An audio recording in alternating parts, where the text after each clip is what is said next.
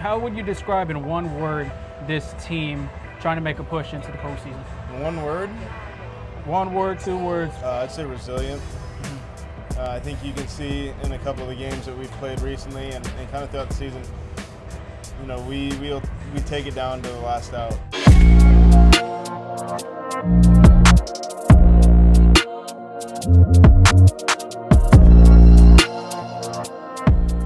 With Rowdy Tellez, first baseman, designated hitter, and occasionally relief pitcher, I would say too, right? Yeah, every now and then I'll get an appearance in there.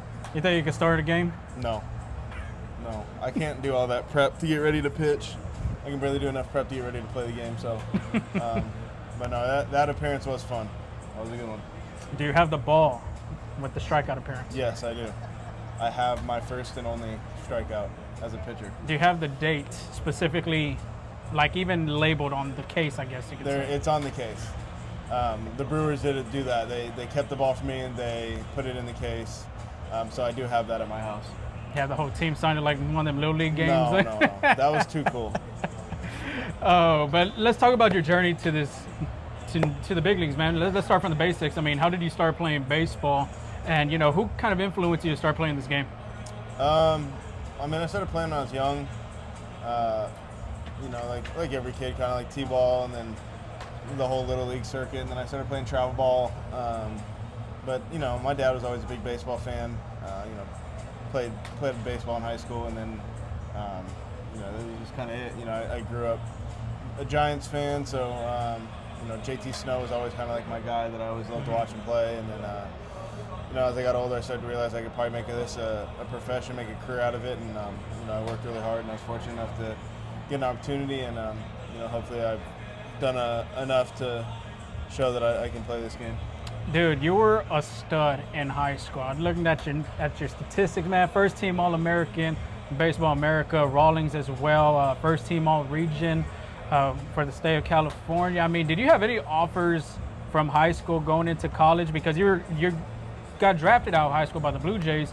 Did you have any offers to play college baseball, or did you want to try to go into that experience? Yeah, I had offers, but I knew I wanted to play pro ball instead. I was committed to USC. You know, at UCLA, Stanford, Cal, Oregon State, kind of some stuff all over the place. Miami was a cool one that I really liked. But, you know, for me, it was just I wanted to play pro ball. So when I got the opportunity to sign, you know, I took that chance and kind of bet on myself. And then tell us about your Latino background. Born in Sacramento, California. I also had even seen that your grandfather played in the Mexican Baseball League. You know, can you tell us a little bit more about that? Yeah, you know, really proud to be Mexican. You know, I've always wanted to represent my family in that sense. You know, I got the opportunity to do in the Classic and play for Team Mexico, and had a blast. Time of my life, you know, to be able to put the colors on and play for the same country that, you know, my family's from, and, you know, my grandfather playing in Mexico, and, you know, it was pretty emotional, pretty special, you know, especially for my dad, my uncles, and my family to watch somebody be able to do that. What team did he play for, by the way, with the Mexican League? I couldn't even tell you. I don't even think it's a team anymore. Oh, it's not a team anymore. This was in like the 1920s. Okay. Like, my dad's the youngest and a whoops baby, so it was like, yeah, it might have been like 20s, 30s. Okay. But it wasn't like, it was professional, but it wasn't like anything crazy. And then when they moved to Colorado, he played for the Greeley Grays, which they wrote a book on them. Okay. My whole family that played there, and it was like the Sugar Beet League is what they called it, I think. Mm-hmm. Just a lot of the migrant workers and farmers and all that would go and play in those. But you know, so I had baseball in the background. And then, like you were saying, you played for Team Mexico in the World Baseball Classic, one of the most cool experiences, I would say, in a baseball player's career. You know, the atmosphere being over there in Miami, even in Phoenix, you know, what was that like for you? It was really special to be a part of that, to be able to see my name on the back of the jersey, be able to wear just Mexico across the front. Everything is really special. You know, I know that we as a Mexican team went further than any other Mexican team in any other sport has ever gone in an event. So, you know, it was huge, and I was just proud and honored to hopefully influence more young kids in Mexico to kind of chase their dream and, be proud of where they come from, and even players that are from the United States, being proud to be Mexican. So I think for me it was just an honor, and when I got the opportunity and they called me, I said right away, I'm in. I want to play. Do you want to play like the next World Baseball Classic whenever it comes for Team Mexico as well? I'll play again in the next one if they want me to, if they give me the call, but I would love to play for them again. Awesome. And then, you're one of the most coolest guys, funniest guys in the clubhouse. Your teammates love you. You always have a smile on your face, man. What's the biggest thing when you're playing this game to have fun? What does that mean to you to continue showing that type of emotion, just showing that little kid in you? Every day I wake up, I'm just grateful I get to see the next day. I've been through a lot in life. I wouldn't say my journey was easy. I wouldn't say my life was easy. And I think for me, it's just knowing that when I wake up, it could always be worse. There's always somebody out there that wants to be in your shoes. And, I think that we take it for granted sometimes that we're here. So for me, it's just, I wake up, it could always be worse. It could always be something that's happening. It could always not be playing. So just humbled and honored to be able to put on a uniform every day, no matter where it's at. And then got 2 more questions left.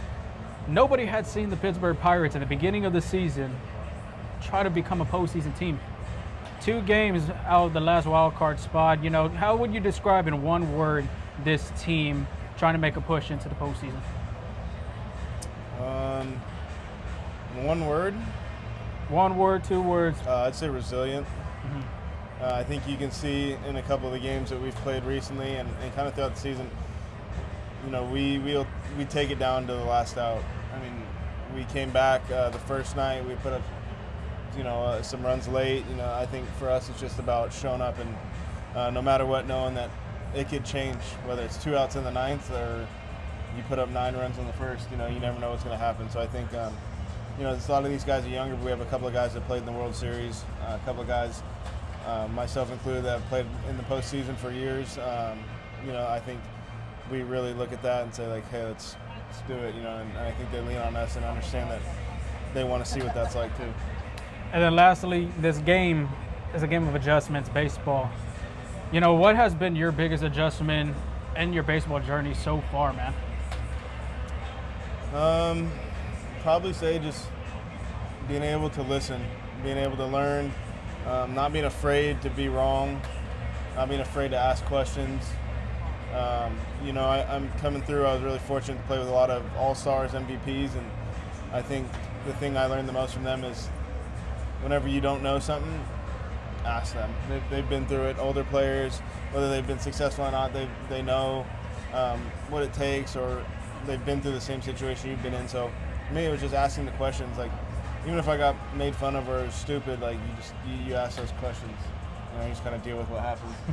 Appreciate it, Rowdy. I appreciate it. Good luck with the rest of the way, man. Thank you. Rowdy Tellez.